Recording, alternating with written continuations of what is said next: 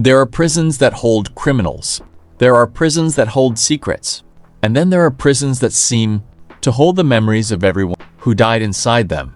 In western New York, surrounded by quiet roads and ordinary countryside, stands a place whose name became permanently connected with one of the darkest chapters in American prison history, Attica Correctional Facility. From the outside, it looks like a maximum security prison. Concrete, steel, barbed wire, watchtowers. But Attica's darkest story does not begin with a ghost. It begins with human beings, and with the sound of gunfire. September 1971. Attica was overcrowded, tense, and filled with prisoners protesting harsh living conditions. On September 9th, an uprising began. More than 1,000 prisoners took control of parts of the prison. Officers and civilian employees were taken hostage. The prisoners occupied an area known as D-Yard. For 4 days, negotiations continued. But outside the prison walls, something much darker was coming. On September 13th, 1971, authorities decided to retake Attica by force. Helicopters moved over D-Yard. Tear gas filled the air. Then the shooting began. According to the New York State Archives, nearly 2,000 rounds were fired during the assault. When the smoke finally cleared, dozens of people were dead. 29 inmates, 10 hostages. 43 people in total died during the uprising and its aftermath. And that was only the beginning of Attica's nightmare. Because sometimes a place does not need ghosts to become haunted. Sometimes the history itself is enough. Years later, people who worked around Attica continued to describe the prison as a place with an unusually heavy atmosphere. Long corridors, metal doors, concrete walls, the constant sound of locks opening and closing. And behind those walls was the memory of 1971. Imagine walking through a prison corridor late at night. There is nobody around. The lights above you buzz quietly. You hear your own footsteps. 1 step, 2 steps, 3. Then, another footstep answers from behind you. You stop. Silence. You turn around. Nothing. You start walking again. And the footsteps return. But this time, they are closer. There is no confirmed evidence that a supernatural entity haunts Attica.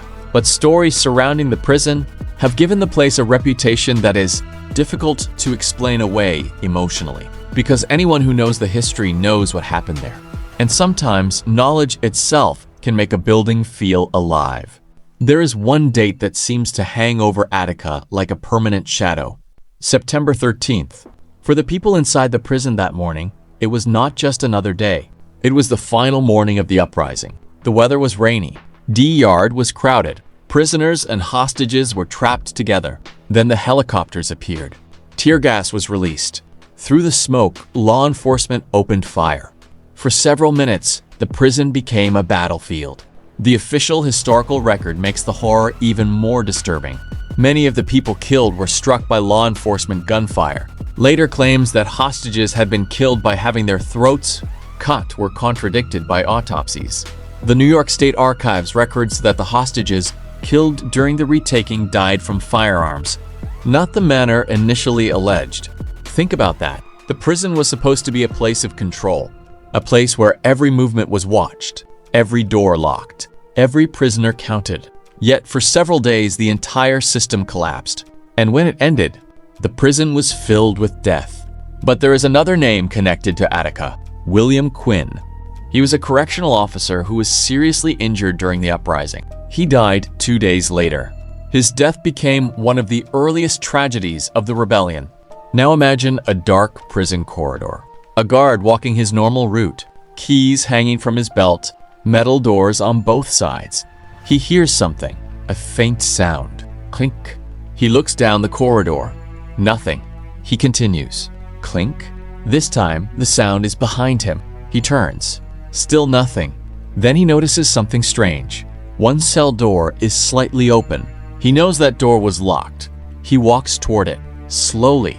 His hand reaches for the door, and from inside the darkness comes a whisper, "Don't open it." He freezes, because the voice sounds like someone who has been dead for decades. Stories like this are difficult to separate from imagination. There are no reliable public records, proving that dead prisoners or officers actually appear inside Attica. And that distinction matters, because the real horror of Attica does not need supernatural proof. The real history is terrifying enough. After the uprising, survivors described brutal treatment. Investigations, lawsuits, and years of legal battles followed.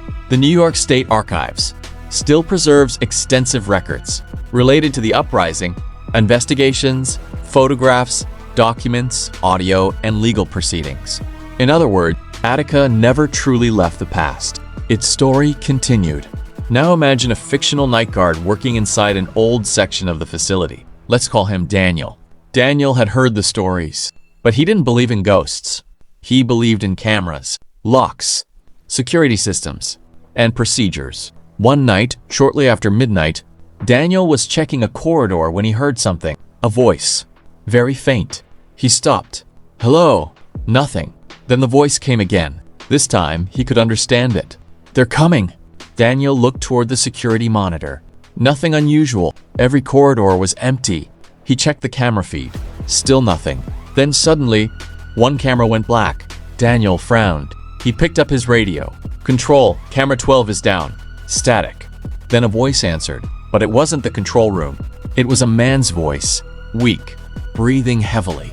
And it said, "They're coming back." Daniel froze. Who is this? Silence. Then the radio crackled again. September 13th.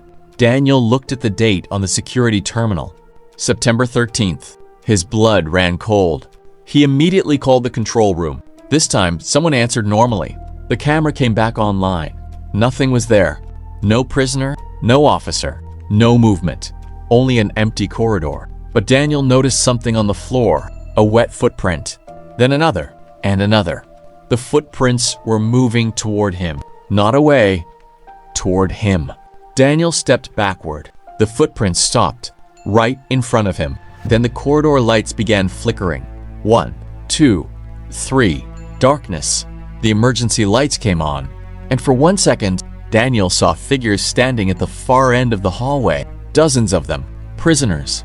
Officers. People covered in smoke. People holding their hands over wounds. All standing completely still. Daniel blinked. They disappeared. The corridor was empty. He ran. He never reported seeing ghosts. Maybe because he knew nobody would believe him. Maybe because he didn't believe himself.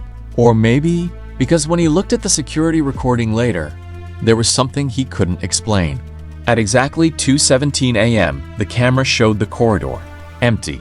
Then for 3 seconds, the image became filled with smoke. When the picture returned to normal, there were people standing in the hallway, and every single one of them was facing the camera. That story is fictional, but the history behind it is real. Attica really did experience one of the most devastating prison uprisings in American history. 43 people died.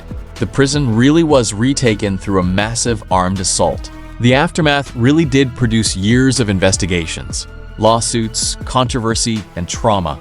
And perhaps that is what makes Attica so frightening. Not the idea that ghosts might walk its corridors, but the thought that some places absorb so much suffering that people can never completely forget what happened there. Concrete can be repaired, walls can be painted, doors can be replaced. But memories don't disappear that easily.